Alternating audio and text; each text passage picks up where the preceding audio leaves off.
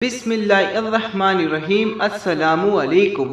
ہمارے معاشرے میں آج کل لوگ اپنے سے زیادہ دوسرے لوگوں کی فکر میں رہتے ہیں، جس کی مثال کچھ اس طرح سے دیکھنے کو ملتی ہے۔ نیا شادی شدہ جوڑا جن کی شادی کو چند ہفتے یا چند مہینے گزرتے ہیں، لوگوں کو ان کی اولاد ہونے کی فکر ہو جاتی ہے اور طرح طرح کی باتیں بنانے لگ جاتے ہیں۔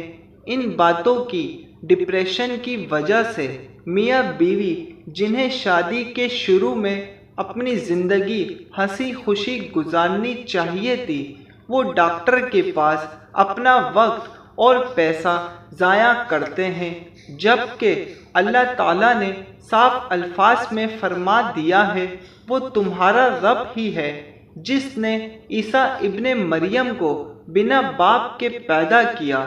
یہ تو ہو گئی ان لوگوں کی بات جن کے ہاں اولاد نہیں ہوتی، اور جن لوگوں کے ہاں اولاد ہونے کے بعد فوت ہو جاتی ہے، اس کے بعد دوسری اولاد ہو تو وہ بھی فوت ہو جائے تو یہ لوگ ان کا بھی پیچھا نہیں چھوڑتے، وہاں پر بھی طرح طرح کی باتیں بناتے ہیں۔ ایک طرف غم سے چور وہ ماں باپ ہوتے ہیں جنہیں اولاد ملنے کے بعد بھی نصیب نہیں ہو پاتی، وہ اپنے رب سے شکوہ کرنے لگتے ہیں، ہائے اللہ، ہم سے کیا غلطی ہو گئی؟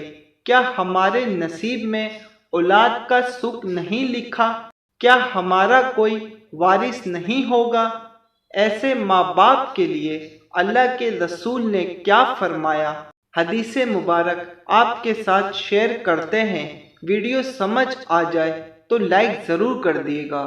حضرت انس رضی اللہ تعالی عنہ سے روایت ہے، رسول اللہ صلی اللہ علیہ وآلہ وسلم نے فرمایا، جو شخص اپنی فوت ہونے والے 3 بچوں کی وفات پر صبر کرے اور اللہ سے ثواب طلب کرے، وہ جنت میں جائے گا۔